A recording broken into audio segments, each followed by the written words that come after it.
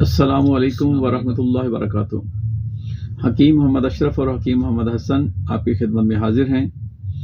अल्लाह ताला आपको शिफा अता फरमाए और मेरे नबी पे अरबों दुरूद सलाम, मुस्तफ़ा जान रहमत पे अरबों दुरूद सलाम। तो आज जो मैं नुस्खा लेके हाजिर हूँ, इंतहाई सस्ता नुस्खा है, बस बनाने की देर है और खाएं और अल्लाह की रहमत के मज़े लुटें। करेले के फूल ले लें और उनको ऐसे ग्राइंड कर लें जैसे हम चटनी बनाने के लिए पुदीना वगैरह ग्राइंड करते हैं। जब बिल्कुल बारीक हो जाएं तो उसको निचोड़ के कपड़े की मदद से उसका पानी निकाल लें। आप उसका फूलों को ग्राइंड भी कर सकते हैं, जैसे जूस निकालते किसी भी गाजर वगैरह का, उसमें भी हो सकते हैं।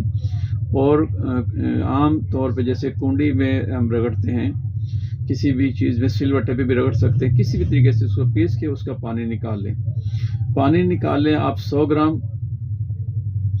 ग्राम पानी निकाल लें और इसमें आप 5 ग्राम जो है वो फिटकरी सफ़ेद पीस के उसके अंदर डाल दें और इसको आग पे रख के पकाएं। जब ये मवाद गाढ़ा हो जाए और स्याह कलर में हो जाए तो जलने ना दें, तो इसको बस आंच से नीचे उतार लें। और फिर इसकी खुराक जो है वो छोटी चाय वाली आधी चम्मच है,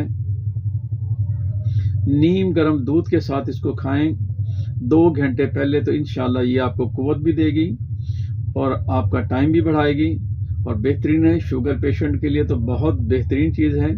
इसको खाएं और बनाएं और अल्लाह की रहमत के मज़े लुटें। दुआ करता हूँ रब की बारगाह में कि अल्लाह पाक हमारे तमाम कबीरा सगीरा गुनाह माफ़ फरमा दे और प्यारे नबी अलैहिस्सलाम की सारी उम्मत के ऊपर खैर फरमा दे।